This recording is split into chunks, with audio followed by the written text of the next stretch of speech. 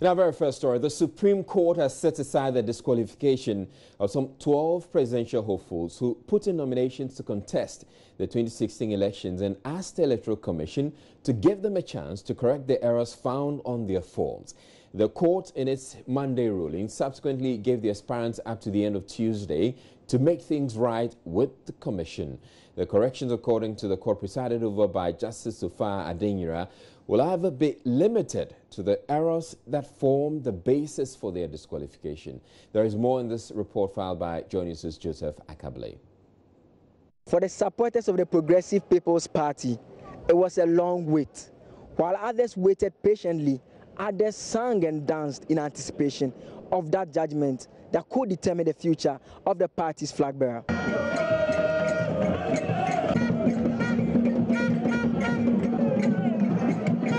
Then came the judgment delivered by Sophia Adenyira presiding, a straightforward one, ordering the Electoral Commission to extend the nomination period up until Tuesday, November 8, to allow all disqualified nominees whom the Commission failed to offer an opportunity to correct the mistakes on their nomination form, an opportunity to correct those mistakes. The judge also held that the High Court got it right when it decided to hear the matter, but then exceeded its jurisdiction in terms of powers by ordering the Electoral Commission to allow Dr. Hindim correct the mistakes on his nomination.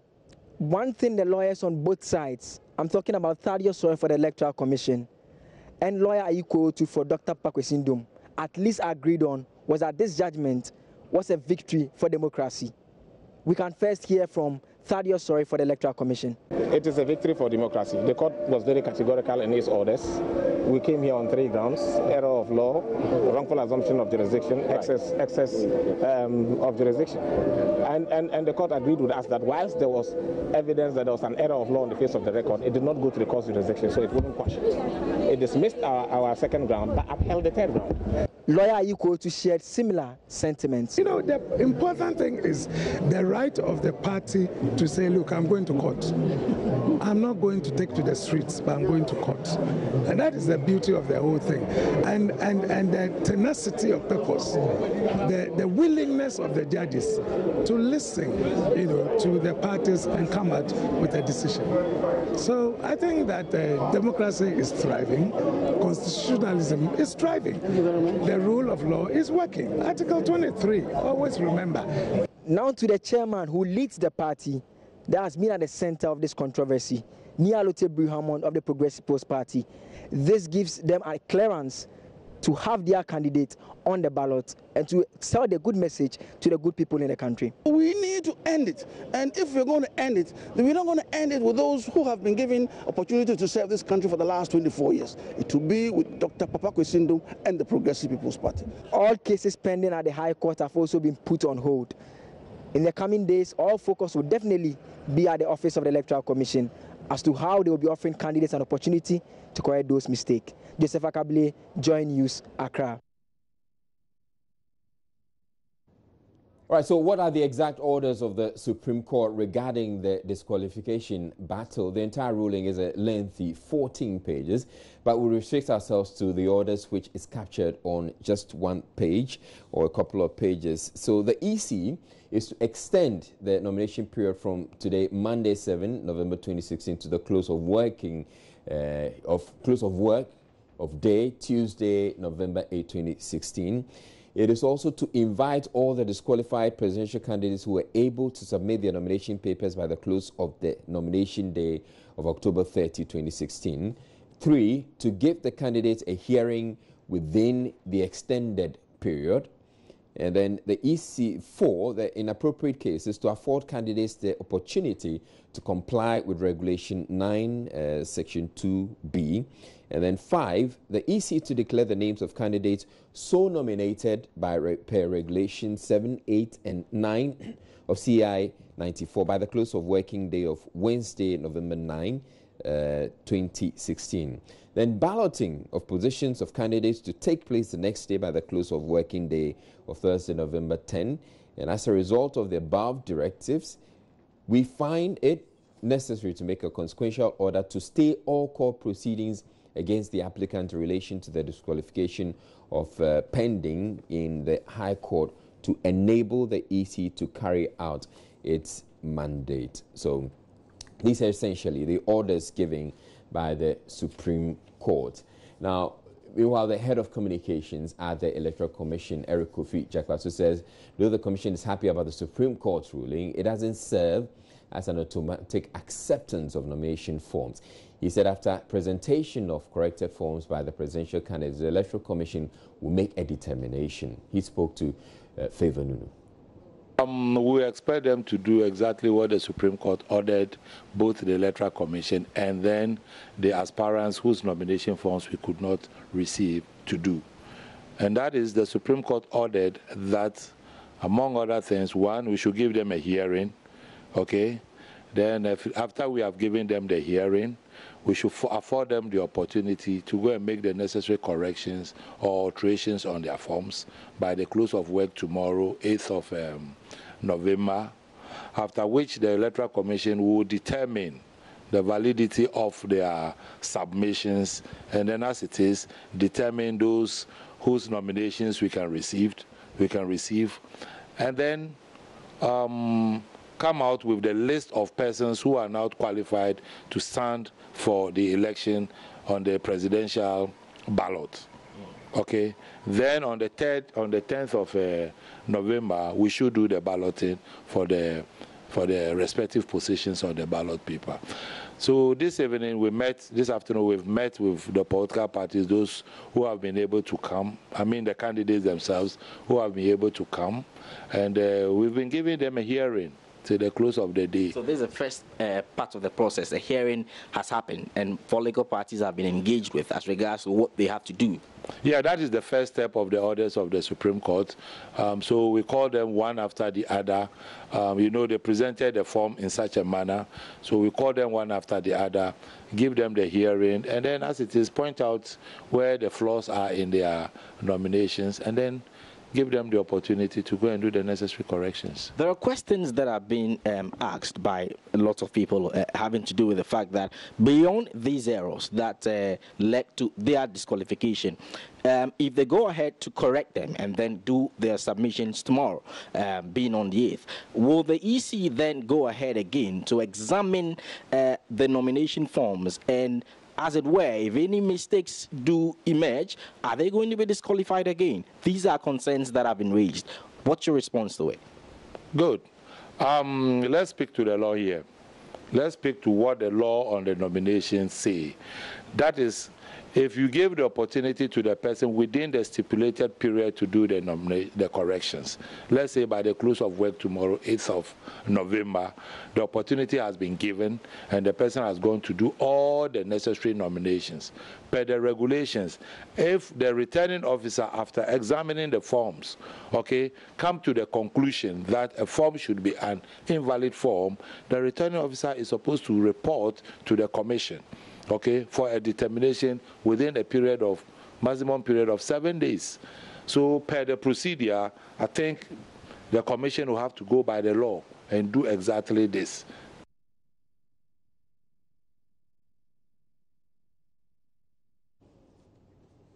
All right, so that was the head of communications at the Electoral Commission, Eric Kofi Jakwaso. Now we're learning that at least about nine of the disqualified aspirants have showed up at the Electoral Commission to try and get to correct or take advantage of the lifeline that's been given by the Supreme Court. Now, joining us is Favor Nunu. He was earlier at the Supreme Court and he was speaking with the head of communications, Kofi Jakwaso. Yes, so he's going to be Electoral Commission and he's going to be telling us. Now, what did you find out? Okay, so as at about 6:15 when I was there, by then the very last political party that had come through to receive a hearing from the EC was the APC. They had come in, and what the EC was doing was that it engages with you as a political party on the various errors that they have found in your nomination forms, and then you will be asked to go ahead and then kickstart your corrections. But the EC has been explaining that it is not automatic for these political parties to get onto the balloting for the presidentials, which is that they will still have to go through the very same processes that the EC obviously or usually goes through, which is to check the forms, check the names, engage with the various references or subscribers, and to see whether they're indeed correct, whether they are up to the numbers that is expected. And chances are that they're not saying automatically by working on these errors you get onto the ballot. You can't go ahead and then correct these errors, but you may come back, and when it replies to you, you may find yourself being disqualified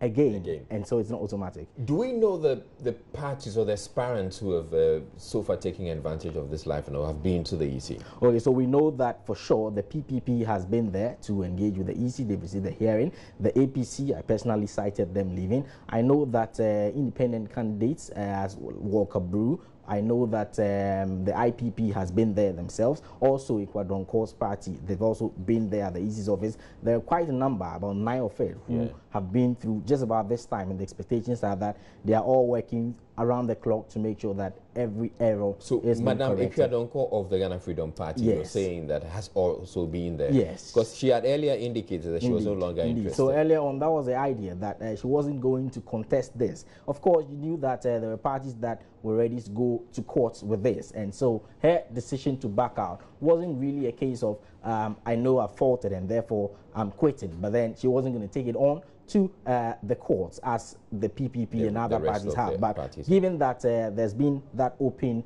opportunity for everyone to go ahead and make corrections, why not? I think she's hopped on. But the EC is saying it doesn't still mean that everyone can get on the presidential ballot paper. Right. Thank you very much. Joining us is Favor Nunu, who was earlier at the Electoral Commission to speak with them about the disqualification and the Supreme Court ruling and how they're dealing with it. We're taking a break on Joining News Prime. We'll be back with more. Please stay tuned.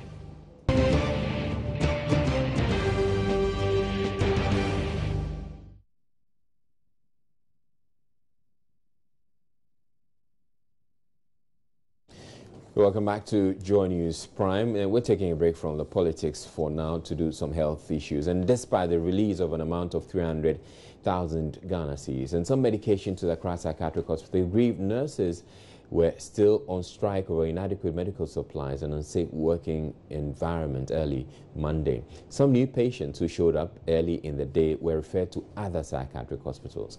Joy News' Maxwell Agogba monitored the situation and has come through with this report. It is around 12:30 p.m. at Accra Psychiatric Hospital. For the purposes of anonymity, I'll call this woman Adwoa Nyameche. Adwoa Nyameche has just arrived at Accra Psychiatric Hospital with his 24-year-old son, who is a student in Accra. She received an SOS call back home in Ashanti region that her son was experiencing auditory hallucination and behaving abnormally.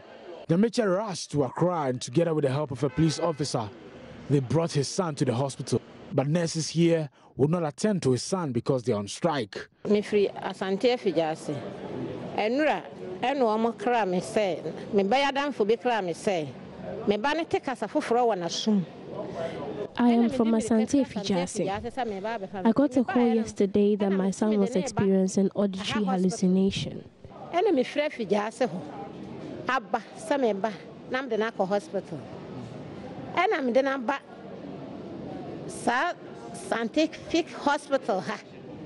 Almost say, almost no more strike. I came all the way from Asante Fijase, but they say the nurses are on strike. Bepa chose say me to hokra ka prekure bin kuta me say me ho chire me to swana mi su minisika. I don't have any man in room. I have just been crying. Where else should I take him?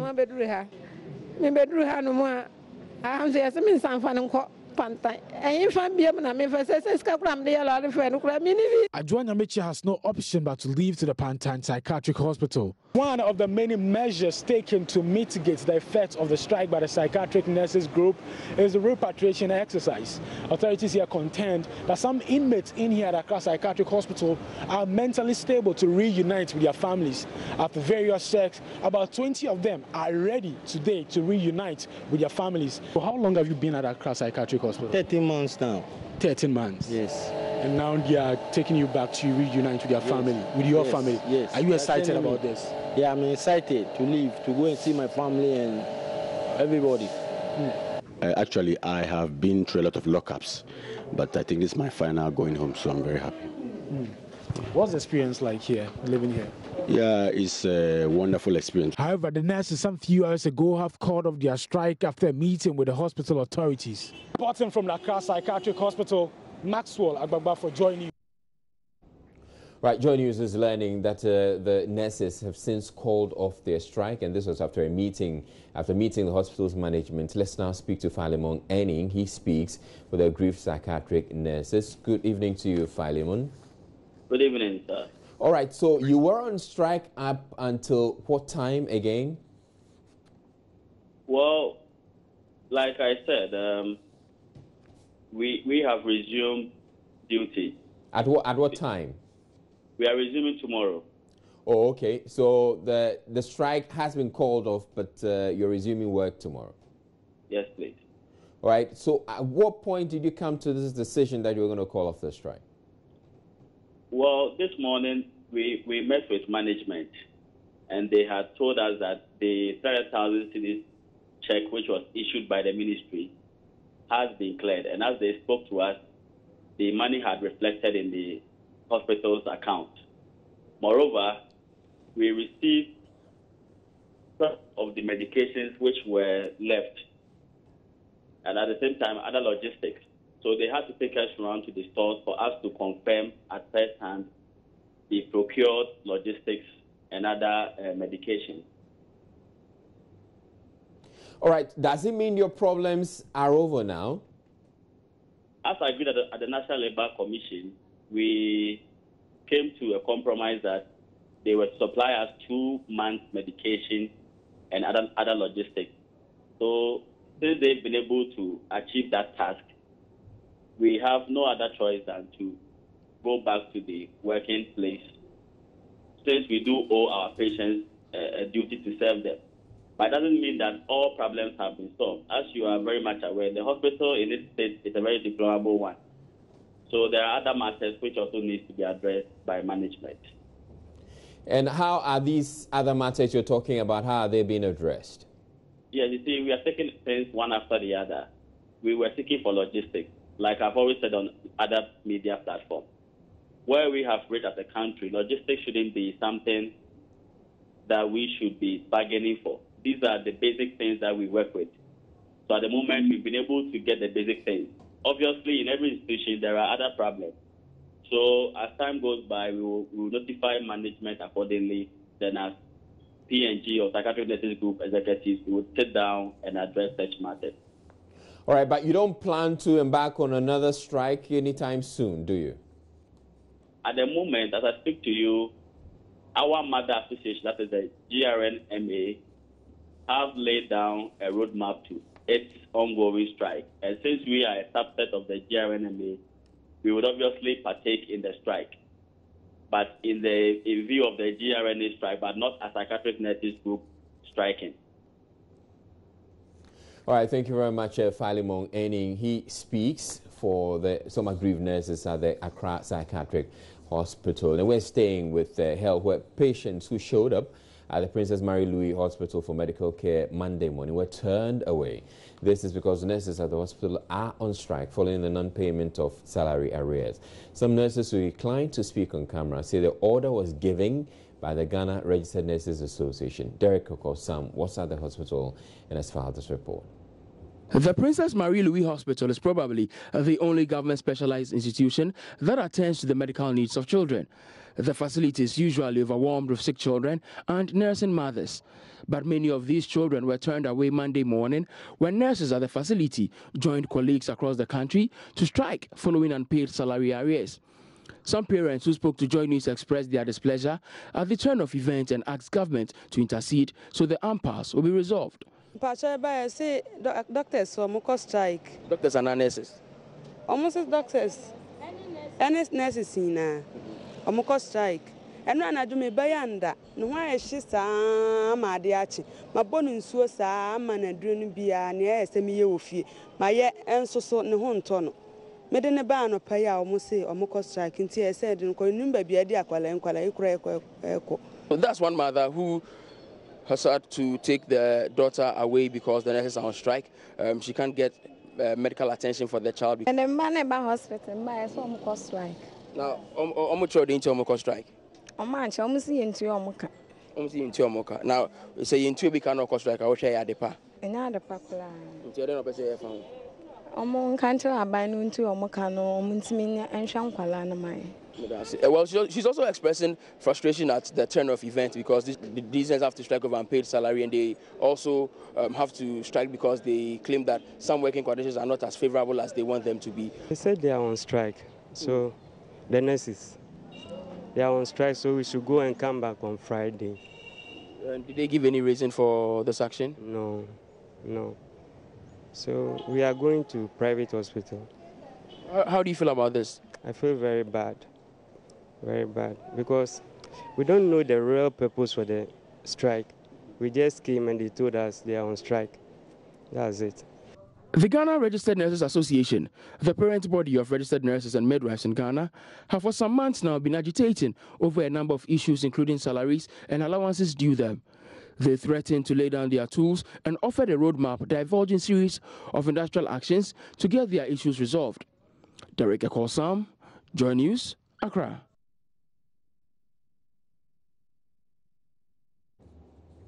24-year-old Comfort Dubi Kete is trying to connect with her family again after recovering from an episode of mental illness which caused her to wander off from Accra to Sandema in the Upper East region.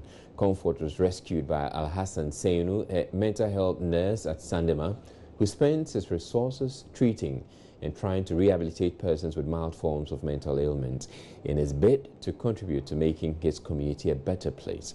Upper East correspondent Albert Sore has a story which essentially captures the state of mental health in Ghana. 37-year-old Al-Hassan Ayanu Seinu is a practicing mental health nurse working with the Chichulga Health Center in the Busa North district of the Upper East region. Al-Hassan's duty post is at least 8 miles away from Sandema where he resides. But every morning, he spends some time with some mentally challenged persons he believes can be rehabilitated. Al-Hassan does not have a place to keep his patients, these mentally challenged persons. So, he rides his motorcycle to the places where they can be located.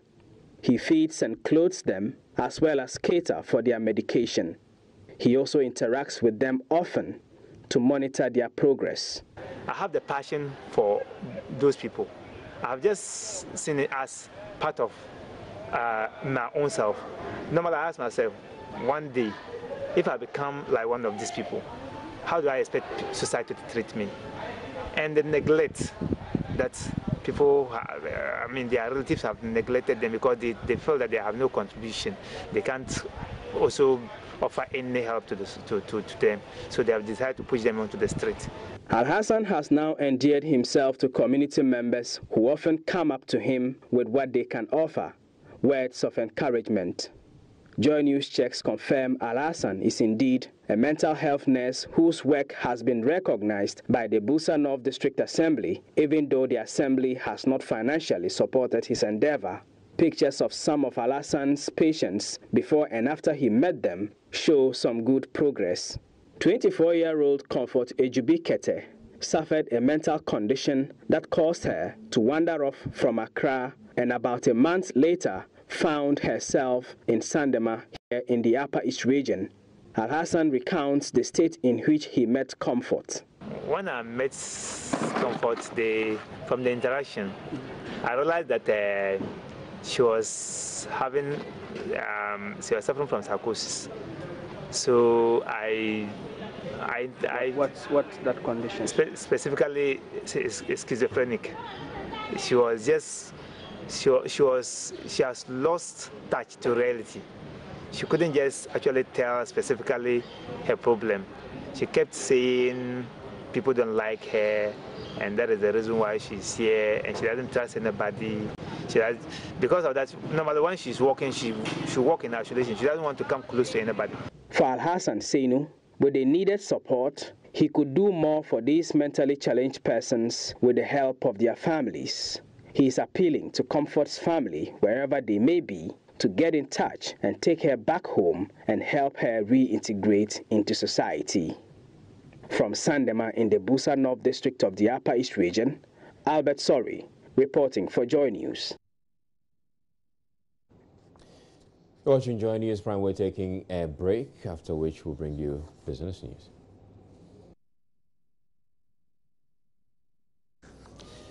Welcome back to Joy News Prime. An independent parliamentary candidate in the North Tongue constituency of the Volta region, Christopher Lablue, has dismissed as baseless a directive by the General Secretary of the National Democratic Congress that only recognized NDC parliamentary candidates are permitted to use President Mahama in their campaigns. The directive from the NDC General Secretary to some 23 members of the party whose participation in the elections wasn't approved by the executive also demanded a return of all party property in their possession. Christopher Lablue, who is one of the 23, have says Johnson Isidun Ketia got it wrong and that he will continue to campaign for the president as nothing stops him from doing so. He was speaking at a rally at Mafa to kickstart his campaign to win the North Tongue seat. Christopher Lablue broke away from the NDC after he was disqualified ahead of the NDC primaries. He therefore decided to go independent, saying he's acting on the call of the constituents. Addressing sympathizers at his campaign, Christopher Lablue threw jabs at Isidun Ketia on his directive, barring independent candidates who broke away from NDC from the use of President Mahama's name in their campaign activities. And I am challenging the General Secretary of the NDC that he should show me which part of the Constitution says that I cannot campaign for the person I like and I love. I'm challenging him. And I am challenging him. I am saying that I am challenging the NDC General Secretary to produce the part of the Constitution that prevents me from campaigning for the person of my choice. So I am telling him that NDC has very brilliant lawyers. They should consult them before they continue disgracing themselves and ridiculing themselves around. He implored his followers to be vigilant on December 7, alleging the incumbent NDC MP, Okujeto Ablaka, aims to rig the election. Mr. Lablue charged the constituents to massively vote for him as the Member of Parliament, promising to transform the constituency into a business hub where there will be abundance of jobs and each and every youth will be trained as an entrepreneur.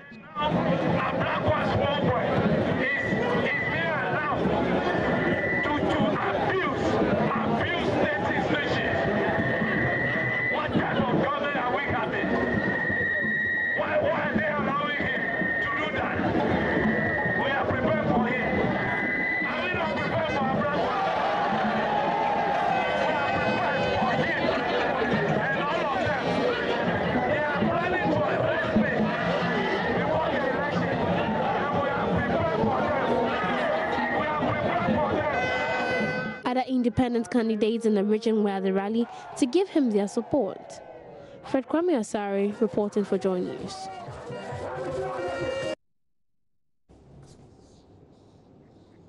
Now, President John Mahama has expressed optimism about his chances in the 2016 election, citing the reception he's received on his campaign stops around the country and the results of various polls conducted by the party. The president's optimism is contained in a letter he addressed to his teeming supporters and Ghanaians.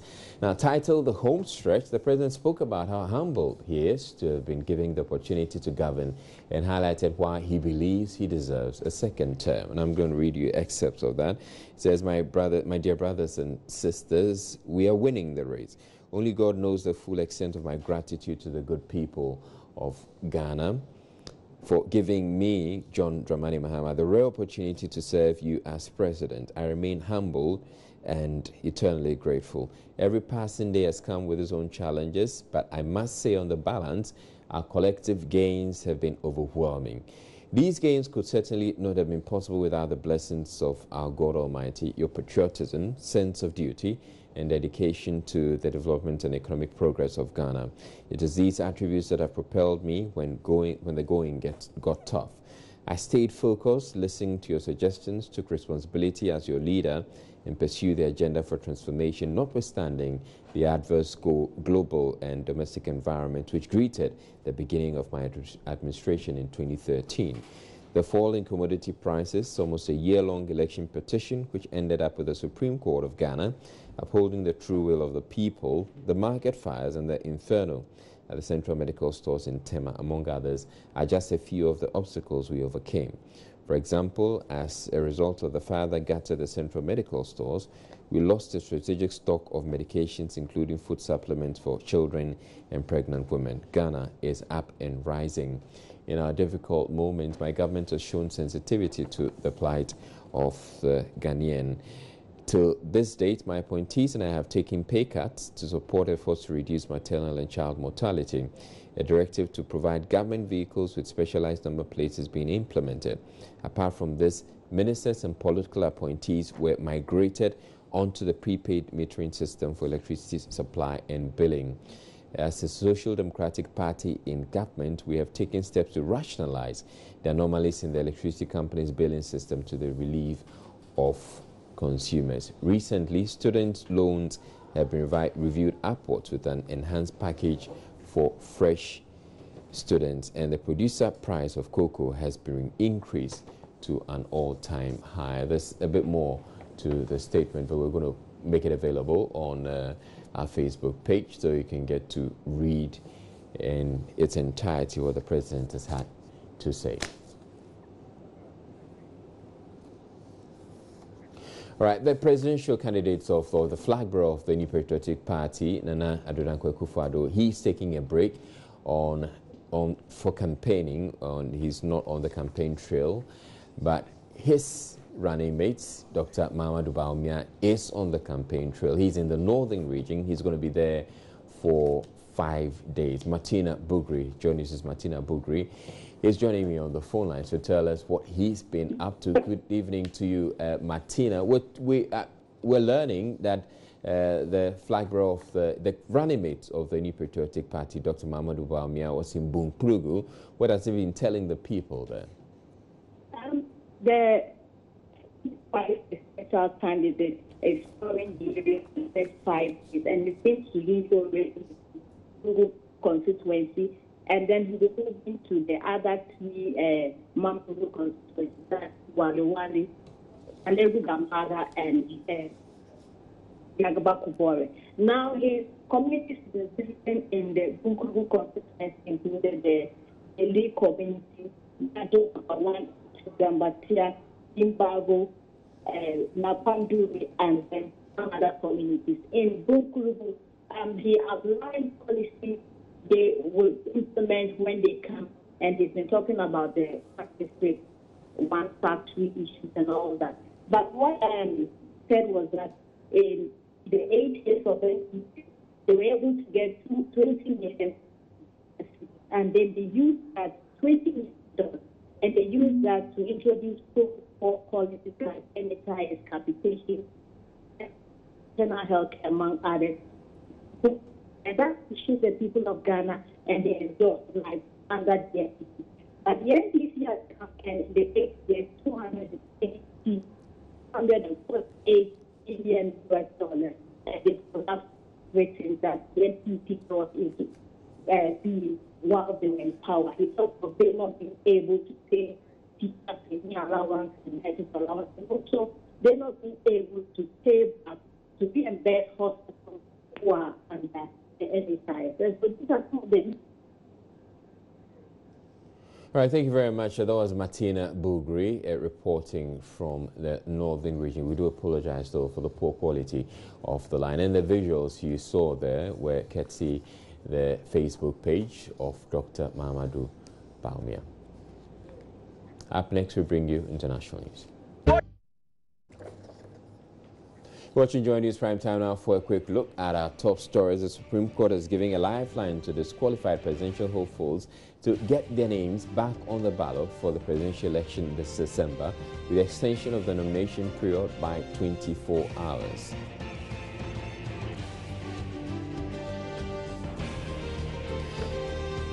We've been bringing you updates on the campaign trail and what the aspirants have been up to. Nurses at the Accra Psychiatric Hospital have called off a strike over unsafe working conditions and inadequate medical supplies. In business, the city's stability and other economic challenges threaten more investment into the country through the local capital market.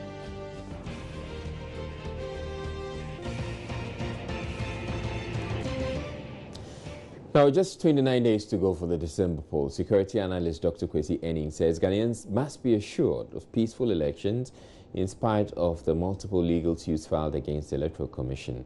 Dr. Enning, who believes the December poll is not in danger, however, says something must be done to allay fears expressed by some Ghanaians. He was speaking to Joy News on the sidelines of a two-day national workshop on the root causes of violent extremism in the sub-region. Dr. Kwesi Enning says there's a need for Ghanaians to have confidence in the judicial system even before the polls. I think there's a certain sense of unease. Will the elections hold? If they don't hold, what will happen? How will different political parties respond and how will communities respond? I think we need a narrative that says the 17 member judges who will deal with these cases will deal with them expeditiously, fairly, transparently. So people should just go about their normal business. And as much as possible, we will hold the elections on the 7th of this. I think it's important for us to believe and to trust that the institutional processes will deal with these complaints as expeditiously as possible, on time. And why do I have this optimistic view? Because as a nation, we don't have any choice than to trust that the institutions will function well. Because the alternative is way too frightening to contemplate. AU Special Representative on Counter-Terrorism, Lieutenant Retired Colonel Lablue Lati says the African Union is particular about how Ghana is going to conduct itself for this year's polls. Hence, the need for all parties to respect the decision of the court, adding the rule of law must prevail. Ghana is an example.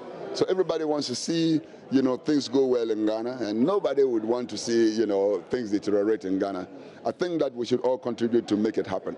So, the end state should be that, we have free, fair and transparent, elections, and everybody, respects the neighbor, and we do things according to the rule of law. The 2 days workshop on counter-terrorism at the Kofi Annan International Peacekeeping Training Center in Accra is expected to formulate practical and workable solutions to deal with root causes of violent extremism in the sub-region. Retired Lieutenant Colonel Lablue Lati, who spoke on the issue, also touched on the need for Ghana to adopt a long-term plan on counter-terrorism. I think in spite of the elections and whatnot, we also have to prepare for the long term, shaping the community in such a way that we have appropriate responses. Those responses should be preventive instead of actually waiting for the event to take place and then we start running up and down. Minister for the Interior, Prosper Bani, believes Ghana has taken significant steps to boost security in the country. Ghana took very significant steps to respond and to provide confidence to our people. You realize that we beefed up security in our public places, in the malls, in churches, in mosques. Today, as we speak, you can't just enter any hotel in Ghana without being checked, body and whatever you are carrying. The outcome of the workshop will contribute to the counter-terrorism objectives of the African Union. A group of students at the Kwame Nkrumah University of Science and Technology has introduced what they call a cashless microfinance system to support farmers. The system is facilitated by a device known as the Barter Trade Meter or BT Meter, invented by the students themselves. It confirms weight and prices of farm produce according to market trends. The exploits of the group came to light at a recently held engineering student design competition in Kumasi. Kwesi Debra reports. The prototype device consists of a produce hanging spring which pulls a meter on a square metal case to a corresponding price. Group leader David Dana explains how it works. It means it doesn't involve physical cash, it doesn't involve cash. In as much as we want to help our farmers to be able to get the inputs on their farm and to be able to also get the services like plowing and others so they can be able to scale up because they don't have money to buy it. So how do they still afford or get some of these services and inputs like fertilizer and others? So we realize because they don't have cash, but they have something. What do they have? They have the produce that's from their harvest. So if they can use that produce to be able to get, we want to be able to help them to use that produce to be able to get what they want, like the fertilizer, like the plowing services, and like the extra cutlasses he wants, like the hoe he wants.